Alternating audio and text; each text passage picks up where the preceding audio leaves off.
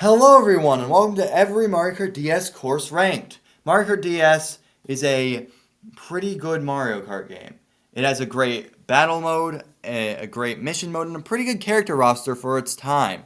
The one thing it lacks though is that good of a course selection. You see, this is the first Mario Kart game to bring back old Mario Kart tracks, retro tracks as they're called. And they are not that good in this game. Either they weren't well chosen, or they were kind of just ruined by the limitations of the DS compared to the Double Dash courses that get brought back here. They are ruined by the limitations of the DS, and the other tracks are just not well selected. And yeah, it's just not a good retro track selection. Like 3 out of the 4 Mario games that came before this starter tracks ended up in this game somehow. Why do you have 3 starter tracks coming back in this game? And they're all in the same cup too, which is really annoying. Let's just get into it and not spend any more time just talking about the game. We're starting off our F tier courses, which are our 1 out of 10 tracks. These are our worst courses in the game. Starting out with Choco Island 2. Choco Island 2 is annoying because of the annoying jumps. The jumps, when you go over them, they send you off in whatever direction you were facing right when you went over them, making you fly off in certain directions you didn't even plan on going. It's really annoying and doesn't help this track. And also the mud is really annoying and makes you and pushes you off to sideways and also slows you down when you go through it. Unlike in the Super Mario Kart version where the mud didn't do that and the jumps were actually jumpable. This version actually ruined a track from the second worst Mario Kart game, which is crazy, which is a crazy thing to do. And at 31, we have another Super Mario Kart course coming back. Now, this Super Mario Kart course suffers from the problem of this track is too short because they decided that in this game the Super Mario Kart tracks can only have 3 laps, even though in the originals they had 5 laps. So they're designed to be longer with 5 laps, but they're not because they only have 3 laps in this game, which kind of ruins the track. Also, this track was already like annoying, and it's just a circle with a bunch of random holes of water that like are very easy to fall into. It's not a fun course at all, and it's just kind of annoying and boring, but also way too short. Baby Park is at number 30. And now you may be wondering, wait, in the last video you said Baby Park was one of the greatest tracks in the series. Well, not this time, because Baby Park was ruined. They made it only 5 laps instead of 7, so items don't pile up on the track as much. Also, items just don't pile up on the track as much because the items aren't as big in this game, and that makes it so that it's not as good. Also, the carts aren't as big, and the track is bigger, so it makes it so that it can't really be a crazy fiasco of items flying everywhere because there's not really any room for items to fly everywhere. At number 29, we have Figure 8 Circuit, and Figure 8 Circuit is the starter course of this game, but this time it's just a boring Figure 8. Now, we've had tracks with Figure 8s in them before, like Toad Star back in Mario Kart 64, but that one had cars on it and a good gimmick with the cars. This one barely has any off-road, and there's no strategy involved. It's literally just driving in a Figure 8 the whole time, and there's 2 straightaways on this track being a Figure 8, which are really boring to drive on. At number 28, we have Mario Circuit 1, which is a really short track in this game because of the lap change, with only being 5 laps instead of 3 laps, just like in Koopa Beach. Actually, all the Super Mario Kart tracks do this. And this is the biggest culprit of it because it was already a pretty short track, and now it's just shorter. It's also just Mario Circuit 1, which is already in D tier, but now with this, it's in F tier because it's way too short. Speaking of the D tier, we're moving on to there, which is our 2 out of 10 and 3 out of 10 courses. At 27, we have Banshee Bars. Just like in Mario Kart 64, I feel like this track is too simple and too easy. There's not much going for it, and it's kind of boring. It's just a boring ghost track. They also got rid of the fog, which at least made a little creepy aesthetic for the Nintendo 64 Mario Kart track. But this version, they did not do that. They did not add a creepy fog aesthetic and just decided, oh, we're just gonna make this track not, or just make this track not that, which makes it less creepy. At 26, we have Moo Farm, which the original Moo Farm has Monty Moles on the insides, but they got rid of those, where they made there be way less Monty Moles here. So you can drift on the inside this time, which gets rid of the strategy of this course. Of course, there are still Monty Moles, but they don't show up as often, and also they're far and few between, and there's nowhere near as many, which is what makes this track not as good as its Nintendo 64 counterpart. It also is still just an oval. More so, even more so now that the Monty Moles are fewer. 25, we have Luigi Circuit Double Dash, which in this version, just like in Baby Park, the items are smaller and the track was scaled up, making this track not as interesting as its original counterpart. You can't really get hit by last place items when when the items are very small and the characters are also very small in this game, which is what kind of ruins it. 24, we have GBA Peach Circuit, which is the same as its other version, GBA Peach Circuit, but this one is basically it's the same track, so there's not really much to it, just like in the original. Also, this is one of the 3 starter tracks that are all in the same cup in this game, which is weird. Like, who wants to play 3 different starter tracks in one cup, bro? That's one of the reasons why the retro tracks in this game aren't that good. 23, we have Yoshi Falls, which as a kid I really liked this one for some reason. I don't understand why. I mean, I guess it's because it was an easier course and I just liked things to be easy. So the track was really good for me back then. But now it's bad because it's too easy. It's also just an oval, and the waterfalls don't really affect as much. Like, they tried implementing a strategy thing with are you going to go in the waterfalls or not? But the waterfalls aren't really that big a threat, and you can just literally drive through them, and they don't really do much to you. So it's pretty simple. At 22, we have Donut Plains 1, which Donut Plains 1 also suffers from the lap problem. Also, I feel like Donut Plains 1 here could have added a few Monty Moles because Monty Moles aren't as annoying as they were in Super Mario Kart where they attach to your car. Now, they just jump at you and make you spin out, which would be a pretty good idea for this track. Now we're on to our C tier courses. And here are our 4 out of 10s and 5 out of 10 courses. At 21, we have Mushroom Bridge, which got rid of the going up the sides of the bridge shortcut that's really difficult. They got rid of it, which makes it worse. And also, the cars aren't as big here because of the DS. And the carts aren't as big, so it's easier to not get hit by cars, and the shortcut's gone, which kind of makes this track nowhere near as good. It already had a simple layout, but at least they did a lot of things with the simple layout to make it actually fun in the original, which aren't here. 20, we got Desert Hills, which no one obsesses over this one, but people are like, oh, look at the Mario 3 references, which aren't really that big a deal in this track. They're kind of just there. This track is just a boring desert course, which is a pretty big trend in the Mario Kart series. But this time, the problem with this desert course, which makes it more boring is that like there's just not much to it. It's a pretty barren layout and doesn't have as much stuff as Dreaded Desert and Double Dash. At least it could be worse because the Mario Kart World version made it even more barren, getting rid of all the pokies and making the sand tan instead of at least this nice yellow color. And number 19, we have GBA Luigi Circuit, which has a cool rain aesthetic, but aesthetics are nowhere near everything when it comes to Mario Kart. The like puddles are also a fun obstacle, but like it's just not that interesting compared to other tracks in this game. And number 18, we have Bowser's Castle 2, which is also a GBA course that's put in the same slot as it was originally. Or not the same number slot, but the same like part of the ranking, same tier right after Luigi Circuit. It's the same track, and yeah, it's just a flat track that doesn't really have much going for it. At number 17, we have Choco Mountain, which people act like is like one of the worst, or people act like it's so great in this game, and they fixed it. They didn't really fix it. It's the same track as the N64 version. They didn't really do anything to actually change this track. It's literally the same track. So I don't understand why people act like this one's so much better than its other version. Like, it is basically the same thing. So there's not really much to like say, oh, it's so much better. It's still a C-tier track just like it was in the original. Number 16, we have Cheap Beach, which is a pretty basic beach course. I know it has that like forest section and dock section, which at least are a little interesting, but I don't know. It's just not that good. It's just like a few turns. The layout is probably what makes this track pretty boring here. Now onto our B tier courses, which are courses that are now 6 out of 10, 7 out of 10. So we're finally onto some good tracks.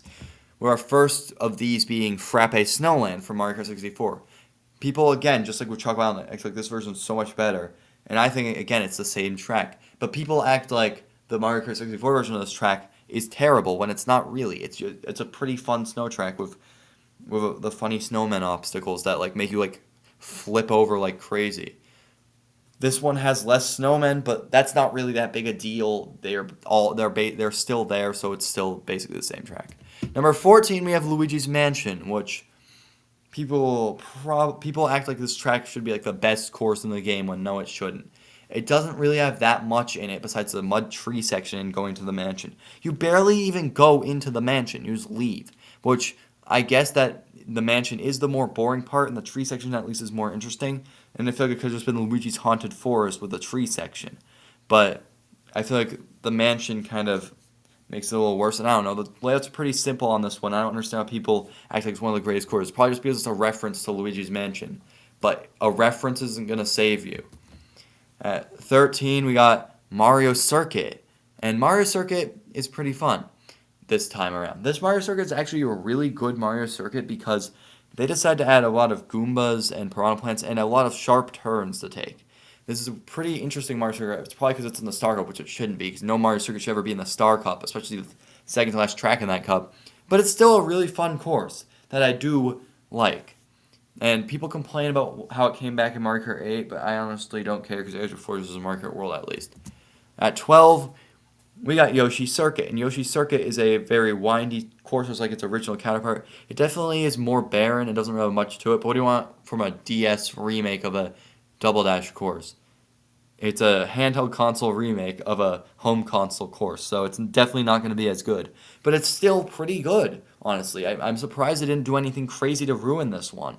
It is the last track in the game, which is really weird because, like, are we serious? Does this really need to be the last track in the game? Should it be like a Rainbow Road or something? I don't know. They should have picked a different Double Dash course because they did want to organize the cups to have each game placed in order throughout their cup. But I feel like it definitely fell flat on its face here, especially why Yoshi Circuit is the last track in this game makes no sense to me. 11 is Sky Garden from Super Circuit. And Sky Garden from Super Circuit is pretty good. It's a nice, fun course where it has a pretty fun vibe. It's still B tier because it's still a flat course and doesn't really have too much going on. So it's really only B tier, but at least, and it doesn't even make the top 10. But it is the best retro course in the game because by process of elimination, because most of the other retro courses in this game just aren't that good. They're actually so by process of elimination, this has to be the best retro course. 10, we have DK Pass. And DK Pass, some people try to spread propaganda. This is better than DK Summit, even though DK Summit is better because it's like, I don't know, all the jumps are crazy. This is just kind of more just driving. The item box that only gives you mushrooms or stars is a really cool mechanic, and the fact that it's off-road, but it's fun to like try and drive the off-road, but it is still a pretty simple snow course. It does have pretty good vibes though, so that's why it is in the top 10. Now we're moving to our A tier courses, which the fact that we're getting to number 9, we're only just starting the A tier courses is kind of a bad look for this game. But whatever, we're just gonna move on. 9 is Wario Stadium. And Wario Stadium, this has nothing to do with the Nintendo 64 version. This is its own version that is a completely different track that just happens to have the same name. And this version of the track is actually really fun. There's a lot of fun jumps and stuff, but jumps don't really do much since it's only the DS. But at least it's kind of fun. But it definitely gets overshadowed by its remake in Mario Kart 8, which made it better. Number 8, we have Peach Gardens, which is a really fun course with its really complex, difficult layout with a bunch of random hedges being placed throughout. It makes for a really challenging, fun track, but it also feels calm, which gives for a calm before the storm vibe, considering Bowser's Castle and Rainbow Road follow this course after. So yeah, this course is a pretty good course though, and I really do like it because of the hedge maze ideas. At number 7, we have Delfino Square, which people act like is an S tier course when it's not really. Delfino Square is not S tier because, I don't know, it doesn't have a great layout. It doesn't have like the best layout ever. It has a pretty okay layout, and I don't understand why people like it so much. I mean, the drawbridge is a fun section. It's a nice town with fun windy turns, but it's not like the greatest course in the game like some people act like it is. Number 6, we have Shroom Ridge, which is a highway track, and you might be thinking, but you just said the cars are smaller in this game, so it's not as good. but the roads are more narrow and there's just cliffs on the side. Also, the cars are going both ways instead of just one way, which makes it for a really fun, like trying to avoid the cars. That doesn't really get seen in many car courses, especially nowadays in Mario Kart 8 and Mario Kart World.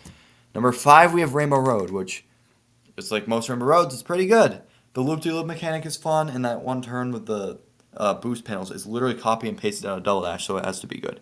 This course is definitely way more simple. It doesn't really have much going for it besides that, but it is still a fun time, and the loop-de-loop mechanic is pretty interesting, but it doesn't add much to the gameplay. And now we're at number 4, Waluigi Pinball, which most people put this one in S tier, and I don't understand why. It doesn't make sense. It's a pretty good track with windy turns before coming down to a pinball table, but usually the obstacles, the pinballs and the bumpers on the pinball table don't really do much because they are really small obstacles. So it's not really that interesting. The windy turns are a fun are a fun area, but like I feel like they should have added more obstacles up there too to make the whole course interesting. But like I feel like this course isn't as good as everyone says it is. Everyone says it's like the best course in the game, and it's not really. And some people even say it's the best course in the series. Like, huh? How? There's so many great courses in this series, and you're gonna go with this track? I don't know. There's just not enough obstacles.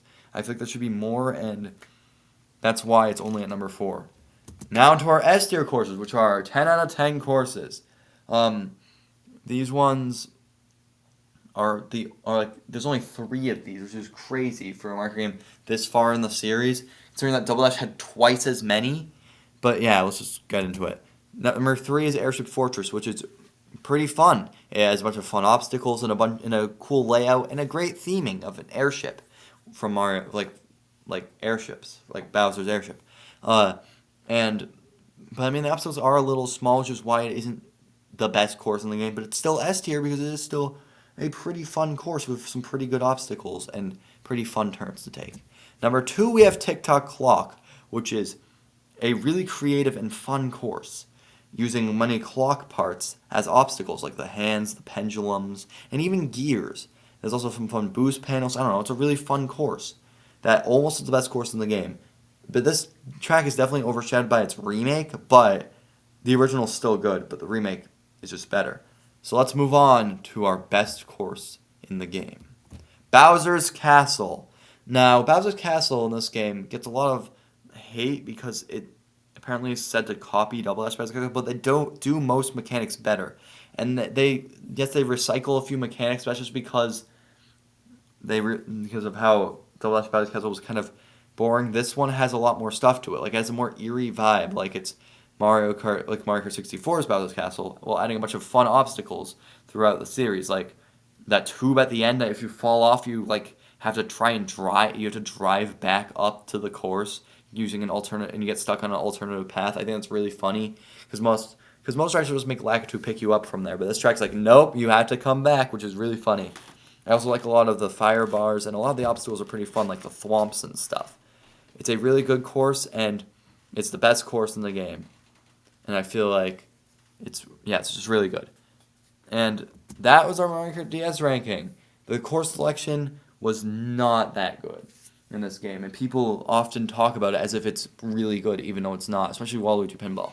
But anyway, it's time to move on to our next game, Mario Kart Wii.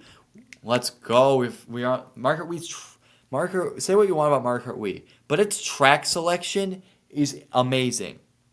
So that's why I'll be really looking forward to it. You guys should be really looking forward to it next week when the video comes out.